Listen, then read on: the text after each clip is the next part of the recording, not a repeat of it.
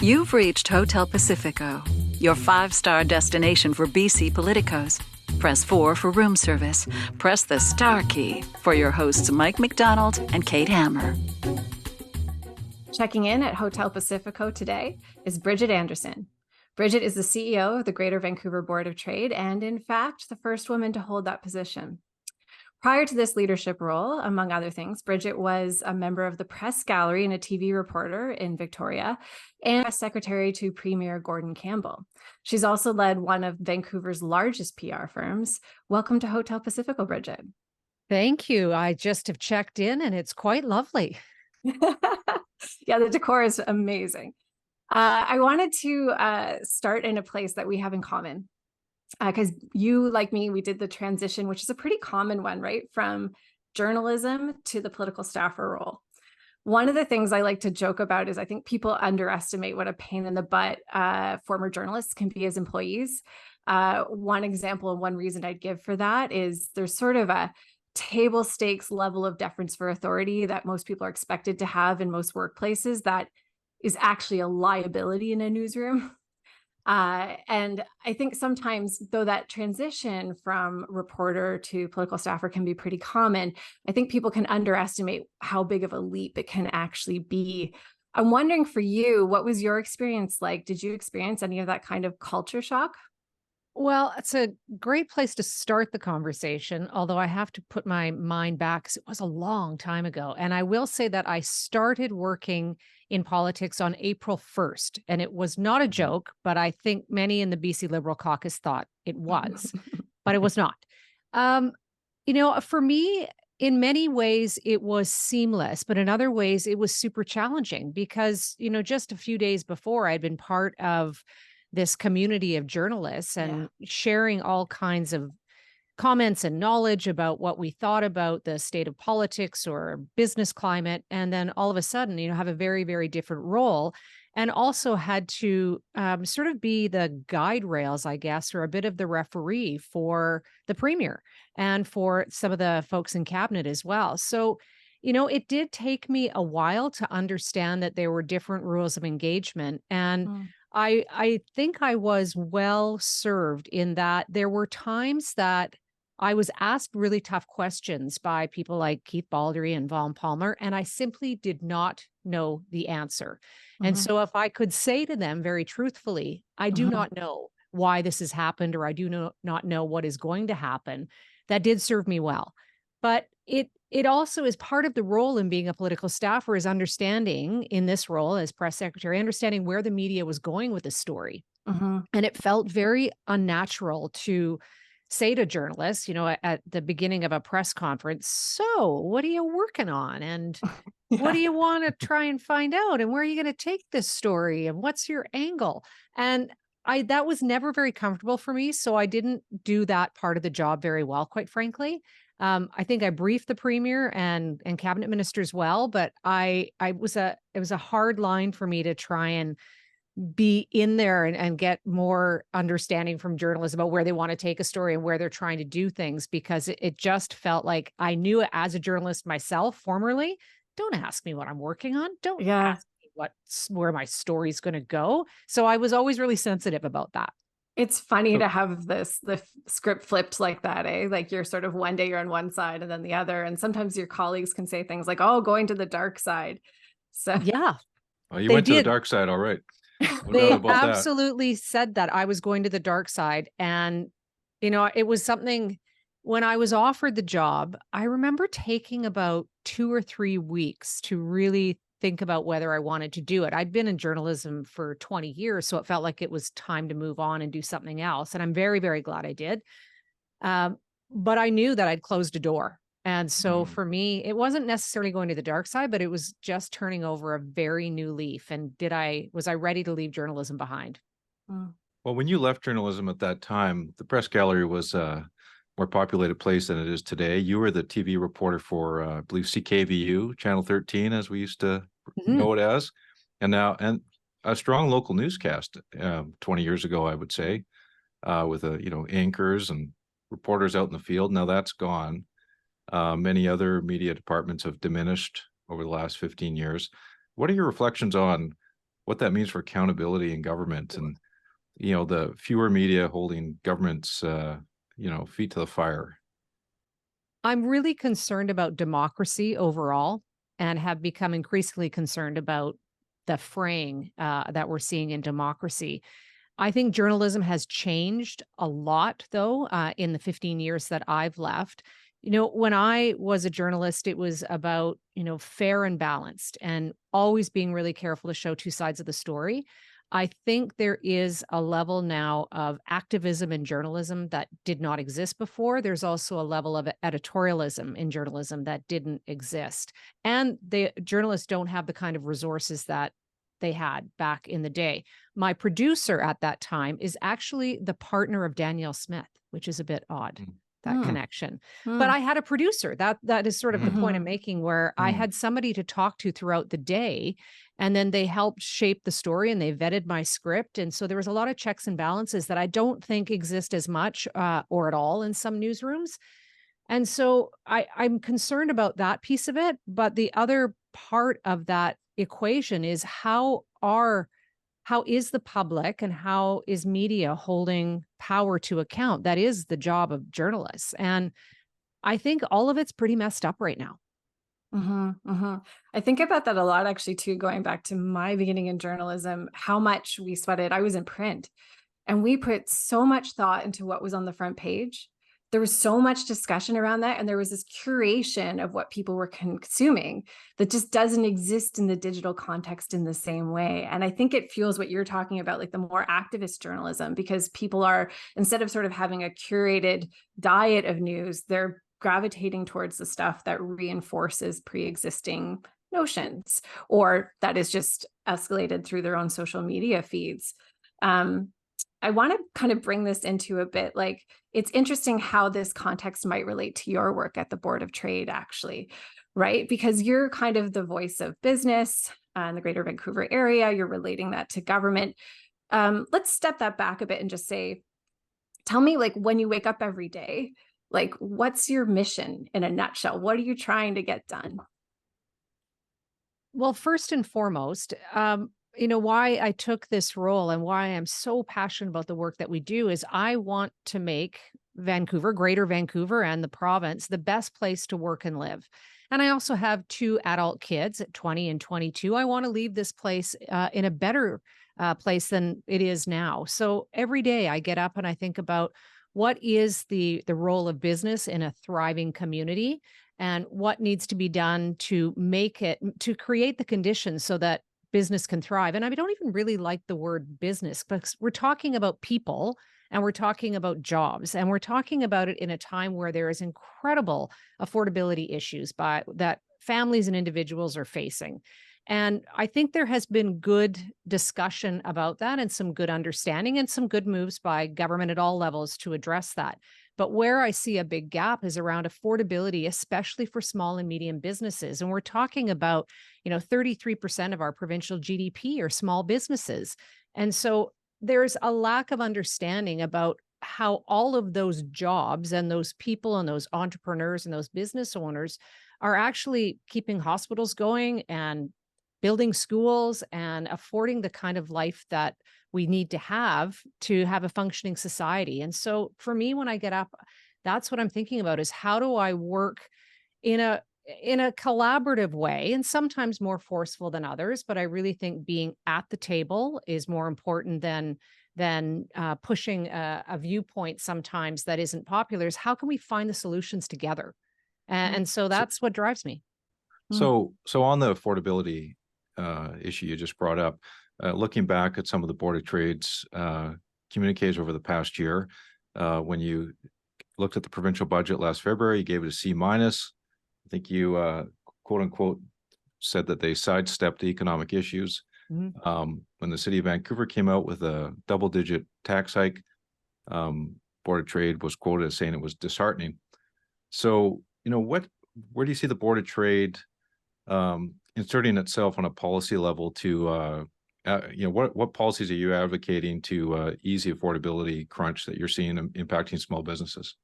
Our members have been telling us well, through the pandemic and then, after the pandemic, just how difficult it is for them to operate their business. And so we thought we needed to put some numbers to that. We wanted to quantify what the issues are. We knew that rising inflation and rising costs and some of the debt levels were problematic. But we put together a report in May that we called Counting the Costs. And we had a very narrow scope. We only looked at a few different cost factors for businesses.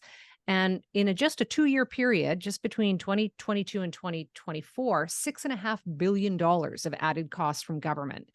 Recognizing there is only one taxpayer and services cost a lot, but it is not we are at a situation now where many businesses are finding it unaffordable to operate. And it's things like the payroll tax, so the employer health tax, the corporate tax, new paid sick leave, the business portion of the carbon tax. And it's this layering off and the death by 1,000 cuts that a lot of small and medium businesses are speaking to us about. So, we're saying to government, and we had the premier on our stage a couple of weeks ago, and I said to him, this is the issue. It's affordability. And so if a business owner is struggling this much, then they can't afford to hire the talent they need. And that means people then are going without jobs, or they're getting a job that they can't actually afford to keep because they need to be paid more because there's affordability issues in Vancouver. And all of the connectedness of this, I think, is sometimes underestimated by some people in some levels of government. And so rather than talk about the economy or a business, because I think that bristles some people, we're talking about jobs and people. Mhm. You think the paradigm shifted since COVID, though? Like before COVID, I mean, obviously, I answer, yeah, yes, I guess that's the answer. But before COVID, we were still in balanced budgets are still important, and fiscal discipline is high up on the political agenda. And I think COVID happened, and everything went out the window in terms of government taking an active role to support the population a whole bunch of different ways. To me, it doesn't feel like we've reset, and that I don't think we have either. And yeah. I don't know that we maybe will reset, but we'll never go back. I think the other pieces that have changed things for now or forever, I'm not sure, is around some of the social issues around homelessness and addiction and mental health and what we're seeing around public safety. Those things are much different than what they were prior to COVID. Not that they didn't exist, but I think they're much worse in many areas right now. And I think for governments, they're trying to balance, the social issues with community issues, with families and individuals, and then with, economic issues. And I think the pendulum has swung a little too much to one way or the other, and we need to get back to having economic vision, especially at a time where we've got some pretty significant economic headwinds in front of us. And so I would say to all levels of government, what is your economic vision? And I'm not sure that I really understand it, or it hasn't been articulated, maybe, if I'm being more truthful. Well, I think you're pointing at, some interesting kind of key issues that are kind of becoming interlocutors between sort of things that were more separated as sort of social policy and economic policy. And, childcare is a really good example of how we came to understand that more as economic policy, and how the sort of safety on streets issue is now become, with this new coalition, really become a business-led advocacy effort. I want to take this to housing, actually, because we're fresh off this new legislation around housing, and just ask the question, looking back to the announcement last week, how much are businesses sort of feeling the pinch of the housing affordability crisis? And then is there linkages there? Because I wonder if it can come back to, I know, an issue you've been really active on in zoning and industrial land, and whether there's anything there you see that might be a tool to help businesses to bring more industrial land to Vancouver. Yeah, industrial land shortage is a very big issue. But to answer the first part of your question around housing, prior to the pandemic, we produced a housing report that showed 2/3 of our members, and we've got over 5,000 members, 2/3 of them are saying that the housing issue is actually hindering their ability to attract and retain talent. And I think we all can kind of understand that, knowing that the price of housing in Vancouver is crazy. And if you're trying to attract high-level talent from the United States or an international jurisdiction, a lot of those people are saying, well, why would I want to come to Vancouver where I'm probably going to earn a little less and I'm going to have to pay more for housing and for a lot of other things? And when we looked at the industrial land shortage, and it was again another issue where our members had been saying to us anecdotally for a long time, we got a problem here, but nobody had quantified what the problem is. So that was our intent in producing this report a couple of months ago. And what we found is that it mirrors the situation, particularly in the rental market. And so when we're saying industrial land, that could be everything from film production to life sciences to warehousing. And we are in a state, a particularly, I'd say, crucial state. We've got mountains, we've got ocean. We were quite hindered by the ability to have industrial land, and it makes up only 4% of our land mass in Greater Vancouver, and comparable cities are probably about at least double that. But the industrial land in our region generates over 450,000 jobs, but our vacancy rate's only about 1%, which is the lowest in North America. So we have a lot of companies here looking to grow their business, and they simply can't. And one of my favorite examples is this green tech manufacturing company that wanted to grow their business in Vancouver. There was not available or feasible industrial land, so they built a plant in Calgary, in Alberta, for $27 million. And now they're making a product there, trucking it to Vancouver, where it gets shipped out of the port of Vancouver. So it's inefficient. It actually hinders our economic growth, and it's not good for the environment. So there's a lot wrong with that. And the report showed us that and we were, again, a very narrow scope, that over the past 4.5 years, about 5 million square feet of space has been taken up by firms choosing to be in Calgary instead of Metro Vancouver because they just don't have the space here in Vancouver. And so that's like over 6,000 jobs and 500,000 in wages and 500,000 in GDP. So it is significant. And there are ways to unlock some of the industrial land, but it is a very sensitive issue. And so our report is saying it's not just about industrial land and jobs, it's also about balancing the need for food security. We need to have a holistic view of how we are utilizing industrial land, and can we unlock more potential? I haven't seen any demonstrations on the front lawn of the legislature, people saying, we need industrial land. We need industrial land. Yeah. So that makes it tough, right? Like advancing an issue like that when it's not a super sexy issue, let's face it, really important, and as you've outlined. But like, what's the strategy to try to make progress on that? I mean, obviously, you try to get the attention of senior government leaders who try to make it compelling for them. But do you have any tricks up your sleeves to help on this? Well, this is one that we really need to work with government. Industry and government have to come together to find a solution. And I know the sensitivity around the the Agricultural Land Reserve, the ALR. I understand that.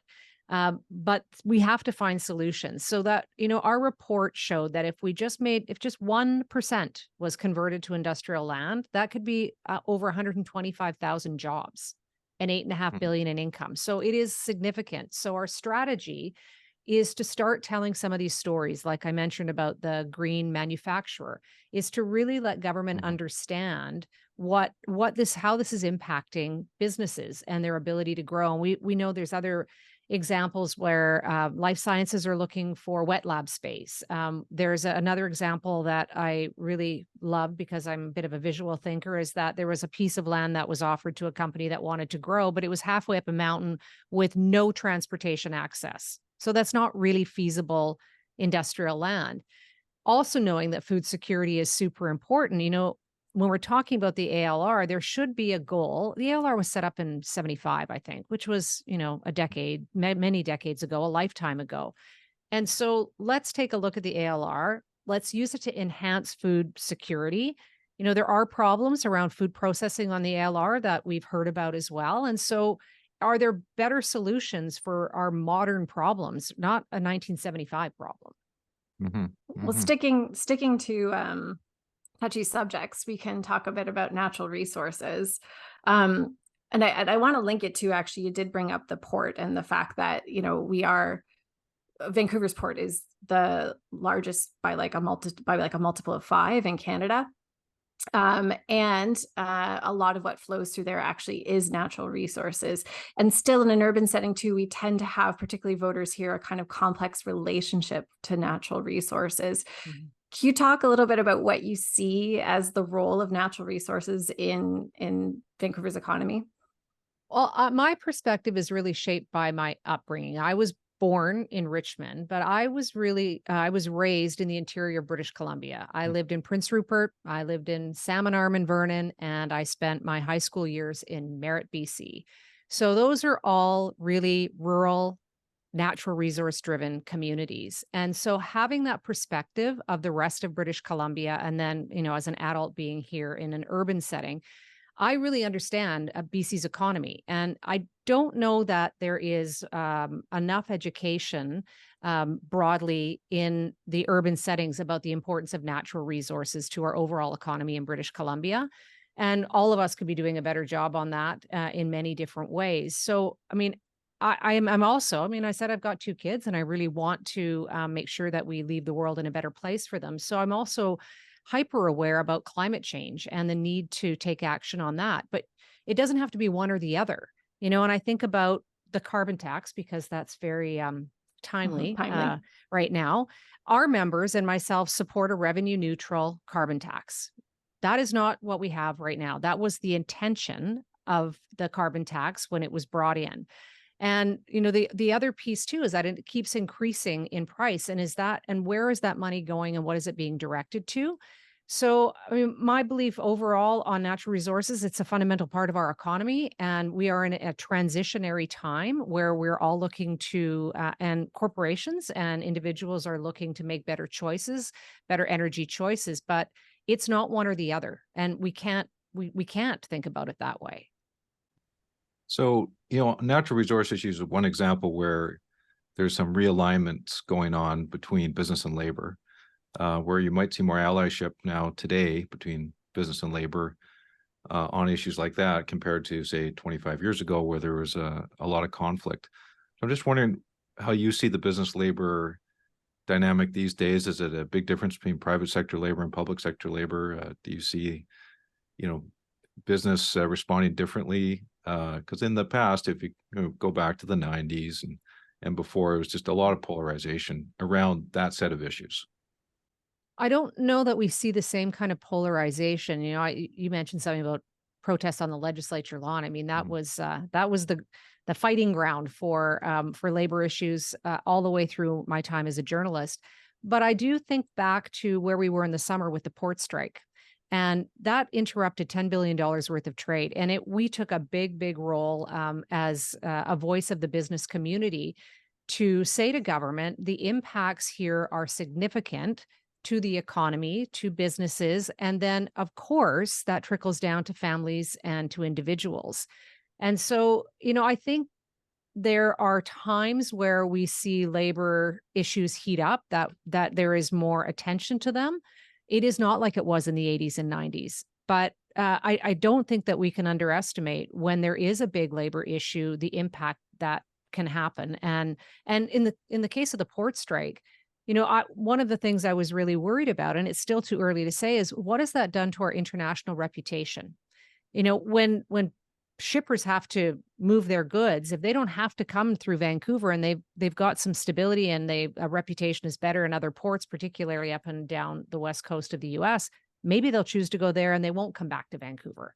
I really think that we need to be careful about our international reputation in a situation like this. So it wasn't just an immediate interruption of trade. There was the medium and the long-term impacts that I was really concerned about as well.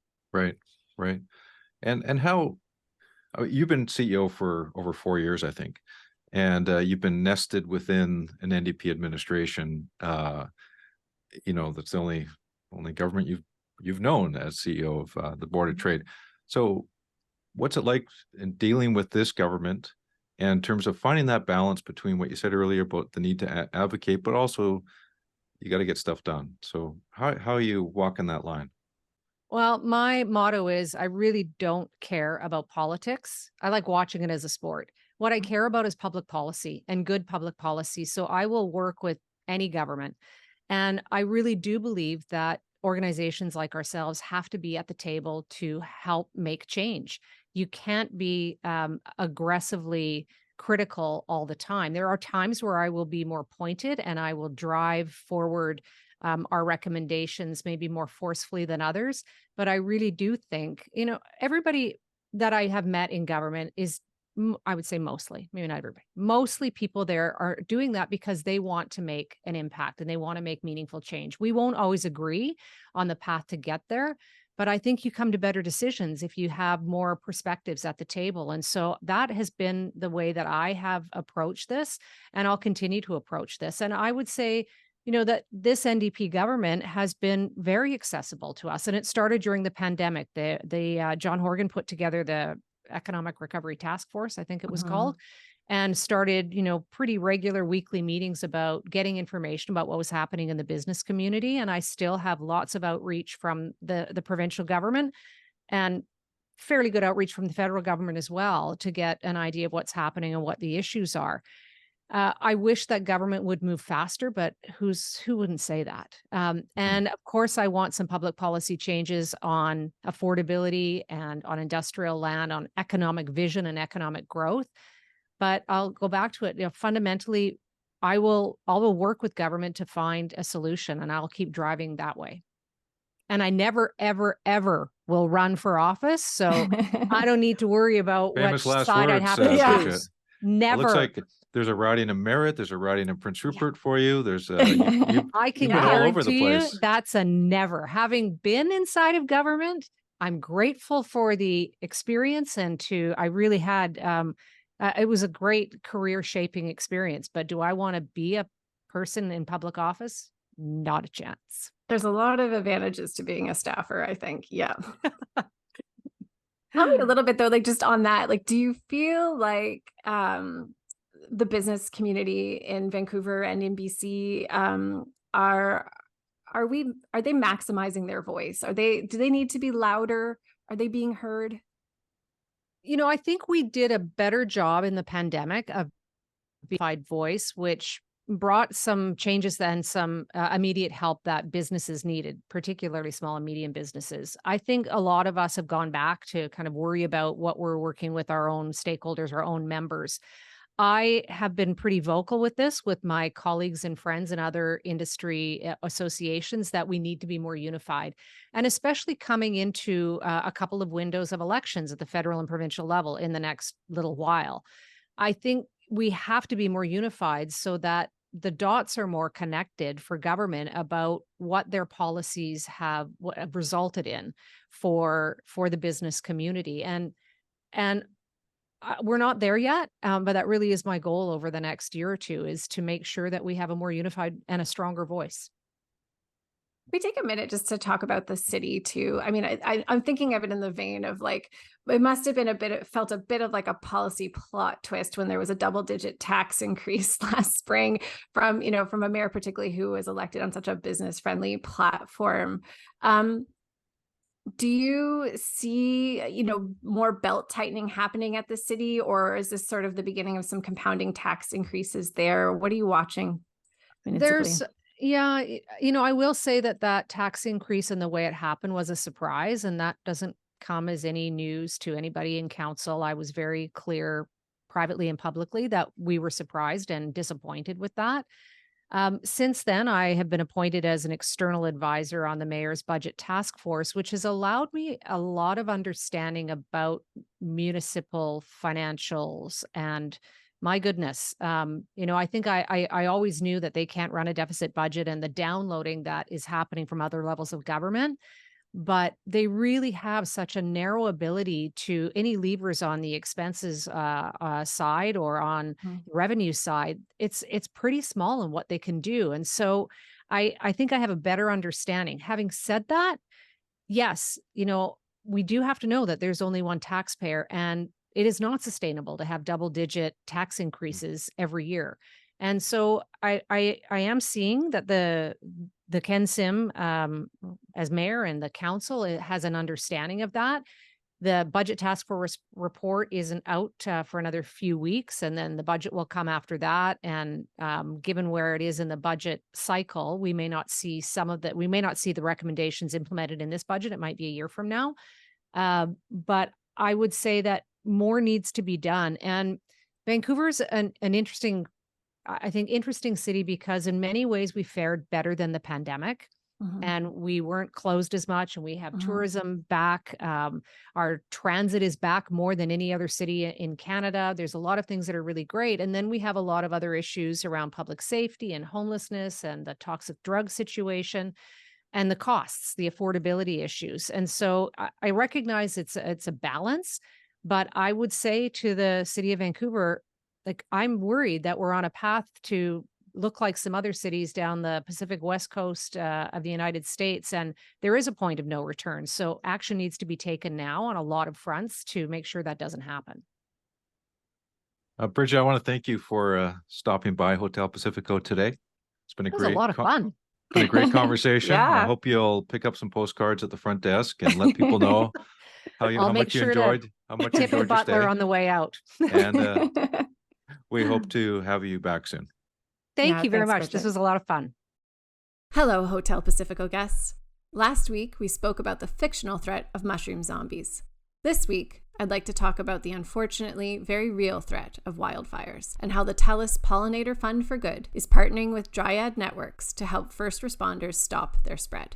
Dryad provides ultra-early wildfire monitoring through large-scale networks of sensors that can detect fires as early as their smoldering phase. They work through new technology called IoT, or the Internet of Things, which, if you don't know about yet, is definitely worth a Google. Dryad sensor networks have already been deployed in Europe and South America, and the TELUS Pollinator Fund's investment will help the startup scale further into the US and into Canada. Dryad's technology prevents wildfires, reduces CO2 emissions, and protects biodiversity by giving first responders critical time to get ahead of fires, and, critical for BC, it's capable of operating in remote regions. That's exactly the kind of startup scaling we need to see more of in Canada. It's one of the reasons why TELUS's Pollinator Fund has been recognized as Foresight Canada's 2023 BC Cleantech Awards for Funder of the Year. It was also a finalist for Fast Company's World Changing Ideas Awards for social impact investing. With a large base of portfolio companies already, including Eli Health, Propagate, Muzoom, Shoelace Learning, Virtual Gurus, and GotCare, and even more to come, the future of social innovation through the TELUS Pollinator Fund is promising. Hello. You've reached the Hotel Pacifico Strategy Suite. These last couple weeks, Mike and Geoff, I feel like it's been a tale of two policy files, or a bit of a Dorian Gray dynamic between climate policy and carbon tax and housing. What I mean is that there's sort of a withering political appetite for a price on carbon that we're seeing, particularly with the federal NDP sort of leaving the BC NDP alone, now that they've carved out space aligning with the Conservatives calling for a break on home heating.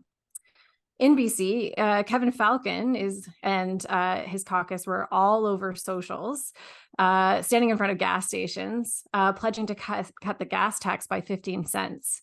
I'm wondering, Geoff, do you think Kevin Falcon is riding a wave here, or is this just a leaky lifeboat?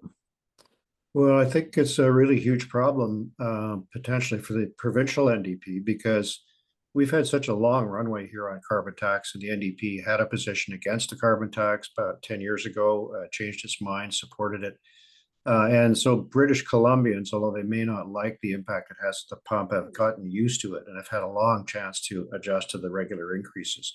But we're clearly getting to a point where the size of the carbon tax and some of its associated policies are going to have an impact.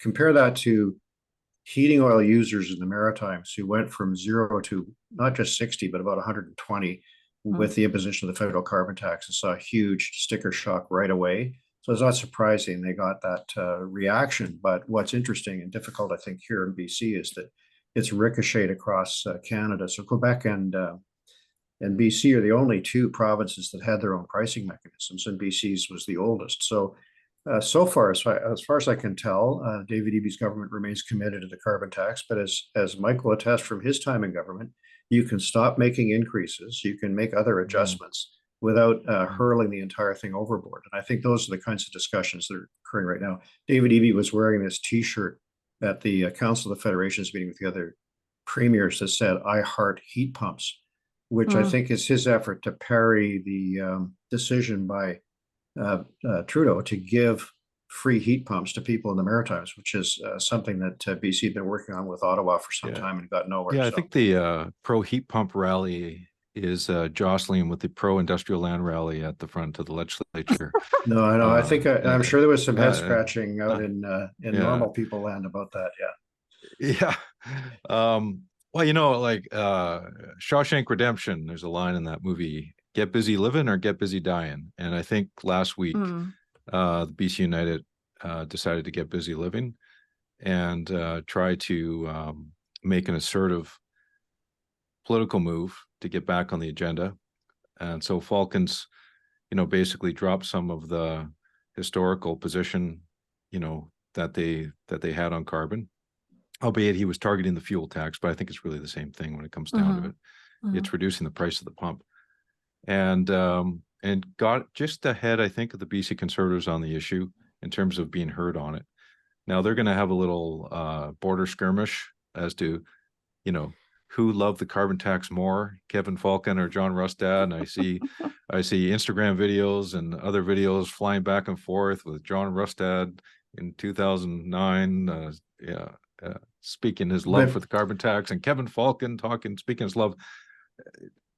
I think that'll be lost on the voters. I think it's right now. It's all about affordability, isn't it, Mike? Yeah, I mean, that's what it's about affordable. There's a realignment happening with BC United to say, okay, we're all in on affordability, and if they're smart, they'll just keep going. And every issue they talk about, it's affordability stupid, right?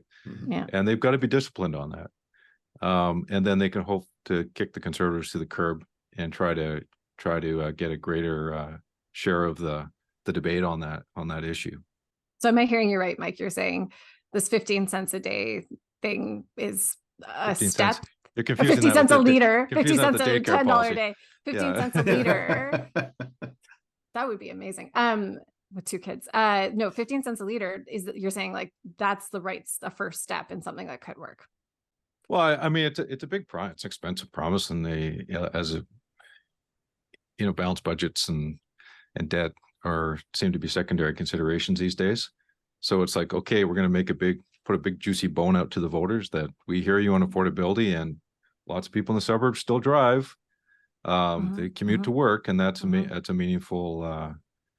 It's a meaningful difference. I think about 12 weeks ago, people were generally thinking Trudeau, whether it was Justin Trudeau, rightly or wrongly, would lead the Liberals federally into an election in 1.5 or 2 years. And now, nobody's sure whether he will resign this week, next week, or the following week. And that's not just a inside Ottawa conversation. I think the federal government's been really wounded by this. So it's completely changed the dynamic around a lot of this politics. And our election here in BC will come before the federal election on the current schedule, but that doesn't mean there won't be an upheaval in the federal Liberal Party in the meantime, which will have a big impact on climate policy. Yeah. Well, Geoff, what do you make of the federal NDP coming out and basically? Well, I would say it's exactly what you said about Kevin Falcon. It's time to live, not to die. I mean, I started seeing in my feed a lot more anti-conservative messaging than I'd seen from the federal NDP for a while. And I think they definitely jumped into that space to try to avoid being a barnacle on a sinking ship. Really, that was the problem they were facing. Certainly in rural BC, they've got many seats at risk to that three-way split that's emerged now because of Pierre Poilievre's success. So I think they managed to make it relatively consistent. And the problem with climate policy, as I think we all know, is that it's very difficult to explain. People have not been able to draw a line between forest fires and floods and their own behavior. And it's hard. And people are in duress. It's really hard to think long term right now when a lot of people are really struggling, looking at their bank accounts at the end of the month and getting squeezed on every side. That's right. And so, let's pivot now to housing, because I think that's the Dorian Gray dynamic, right? In this affordability context, this real pinch, we're seeing a lot of housing policy become more palatable than it was in the past. And let's say now it seems like at least the EB government is betting that it is now politically palatable to wave goodbye to the single family home. Do you think this is a political winner for the government, Mike? It's hard to say.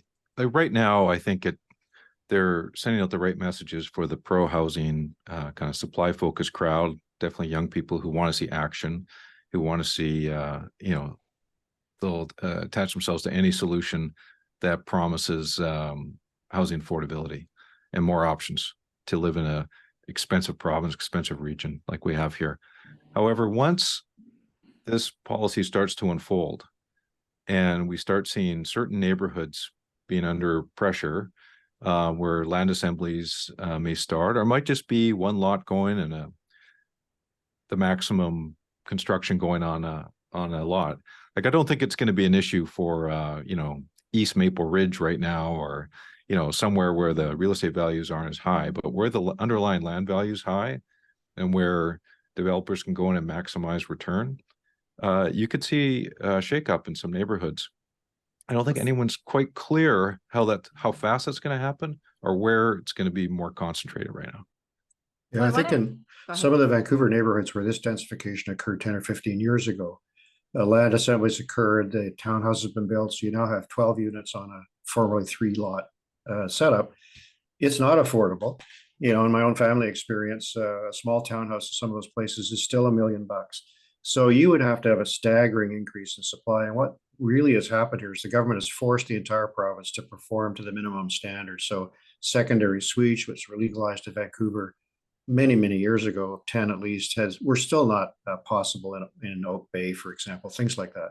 So they've raised that floor, and I think that's a good thing. People will like that. The good news for the government last week was a small study that showed that probably sales were increasing of former Airbnb units in Victoria. So they were no longer rentable. They were now coming onto the market for someone to buy. A very small thing, but it may be helpful. They'll probably be sold as opposed to rented, which is regrettable, but there you go. And that can make a difference. But Geoff, I just want to drill down on the geopolitics you brought up there about Oak Bay. That's kind of an interesting case study, because I mean, that to me, that's a riding where a lot of single family homes, a lot of NDP voters and Green voters, and who NBC really United voters, and not fully embracing of high density, to say the least. They are on the naughty list, minister's naughty list, and all of a sudden we start seeing major change in Oak Bay.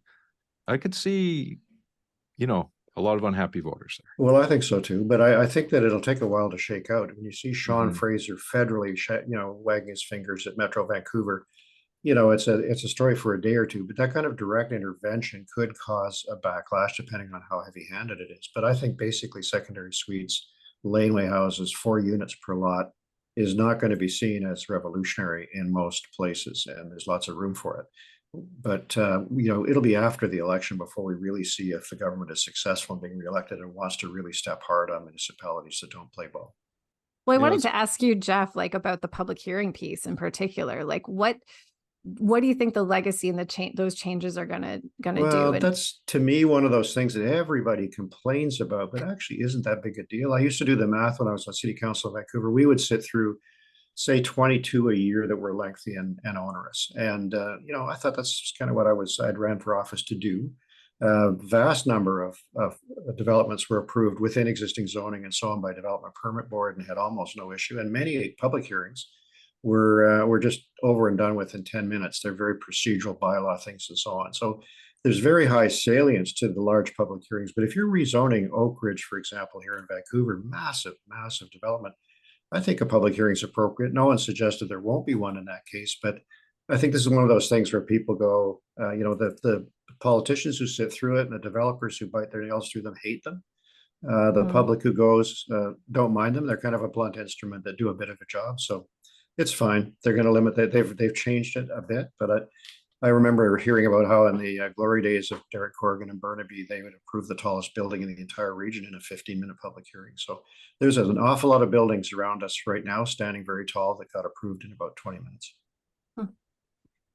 Let's move now actually to Mental Health and Addictions Minister Jennifer Whiteside rejecting the Chief Coroner's recommendations to expand access to safe drug supply before the ink was even dry. Geoff, what do you think, what was the blindside about?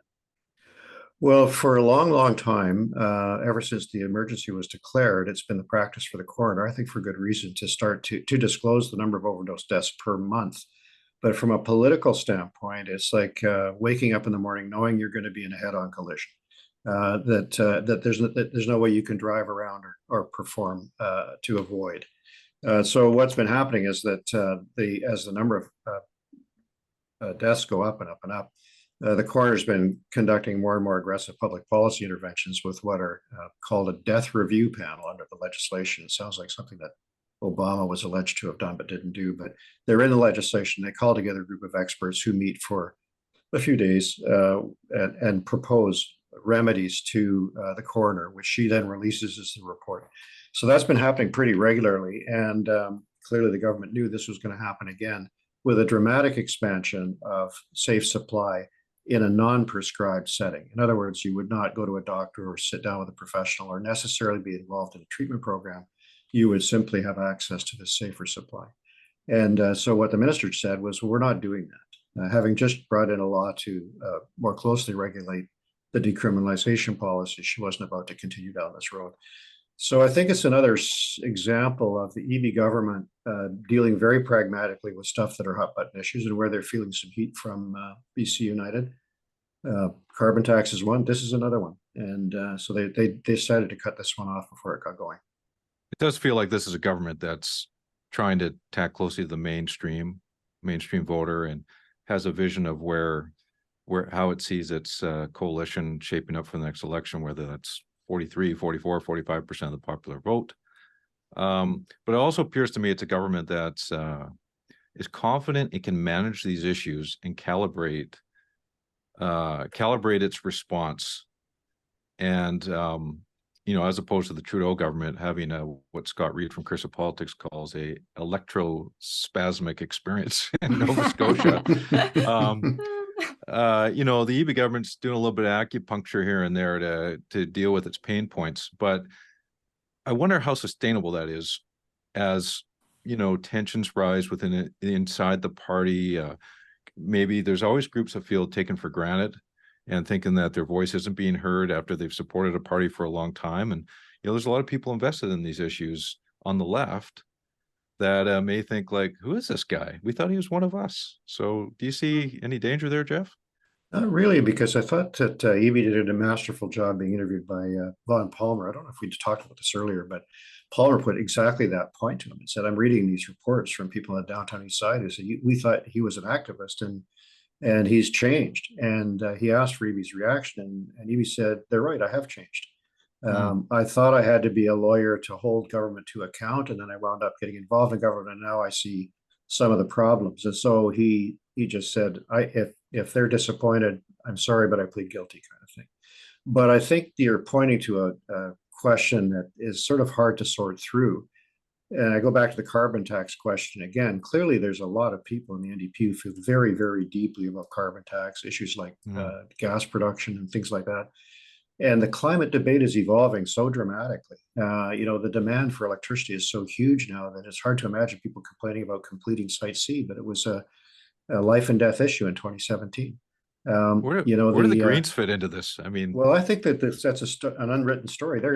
Where are the Greens? Tell me about them. What's happening? Yeah. They don't exist, and so different from 2017 when I think you guys put them in witness protection program during the coalition years, and they haven't got out yet. Well, they've been talking about old growth forest throughout this discussion. Well, that's not vote determining. It's a very important kind of values issue. But and the $300 million last year, last week, I guess they announced this huge infusion of money into nature programs, which will be very helpful in dealing with old growth issues. Well, if we can find a Green somewhere in British Columbia, we'll get them on the show at some point. Yeah, it's a good discussion to have. They can tell us what they're up to. We need to have it for sure. Well, so I'm going to say, Mike, the fundraising numbers seem to suggest that the BC NDP are doing a good job of walking the line on this. They out fundraised BC United 2-1. Tell me what's going on. Why can't BC United raise money, Mike? It's hard to hold a lot of events with cabinet ministers when you're not in power. So that's limited. That is a drawback to their fundraising strategy. Part of that is perception of impending victory, and there's sometimes a bit of a bandwagon mentality with donors and making sure they want to be on the winning side. Team. But I think fundamentally the situation the party's been in for the last 6 years is that they have not they've not had the modern apparatus and tools to effectively fundraise in this modern age of maximum donations of whatever the limit is, $1,200, $1,300, whatever it is. They simply do not have a strong enough base, and they're working at it. And I saw a fundraising email today, and they think they're going to hit $2 million by the end of the year, and I'm feeling quite chipper about that. They did lose in the last quarter, though, and it does show the strength the NDP still has an edge over BC United. Now, way back in the pack was BC Conservatives.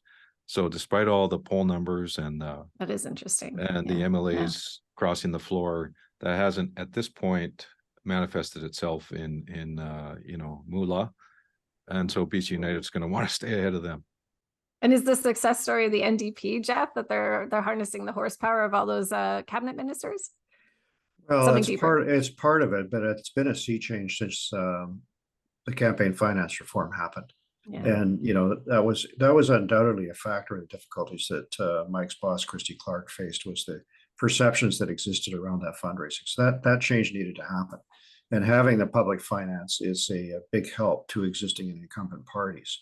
So that's not something the Conservatives can rely on. But I agree with Mike, unless they can professionalize their fundraising and tap into some of the federal progressive conservative or federal conservative base in a bigger way, they're going to really struggle to deliver the impact that their polling would suggest. And the Greens are doing a little bit better and can be effective in a number of ridings, but they're showing no sign of that either. So these are important factors going forward.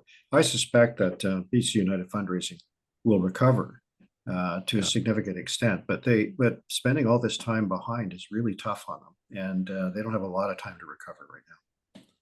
Yeah, the money will come if the message is strong. It's not the other way around. So they've got to focus on their product, and then the support will be there if they're connecting with voters. I think Mr. Falcon's getting a lot of people signing up again. He's doing that to show that he's the guy and not rest out and so on. But some of them are people who I thought maybe would look to retirement, like Teresa Watt and people like that. So I think he's doing a lot of work to shore up that front bench and keep capable people in their seats to win those seats for him, so he can focus on the ones he needs to win to form government. So it's not like he's in a coma. He's doing a lot of important work. They're not dead; they're resting. They're not. Yeah, exactly.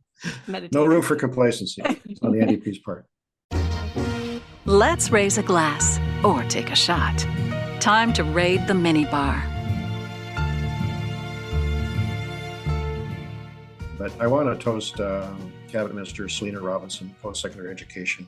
She's been a very, very strong voice in the Jewish community speaking against anti-Semitism, and it was great to see Michael Lee from Langara and the BC United front bench acknowledge that and speak to that. But I want to throw in a name that no one will know, and he's not in elected politics, Haroon Khan, who's one of the leaders of the Al Jamia Masjid Mosque, the oldest mosque in Vancouver, who has been on Facebook and elsewhere expressing a lot of the pain and concern in the Muslim community. There was a very big demonstration in Surrey, but still maintaining an effort to create connections across interfaith lines with Jewish, Christian, and other communities. And so I think it's people like these three who we can look to perhaps to find us a way forward, what's such a dark time in our community. So I just wanted to toast all three of those, Haroon Khan, Michael Lee, and Selina Robinson.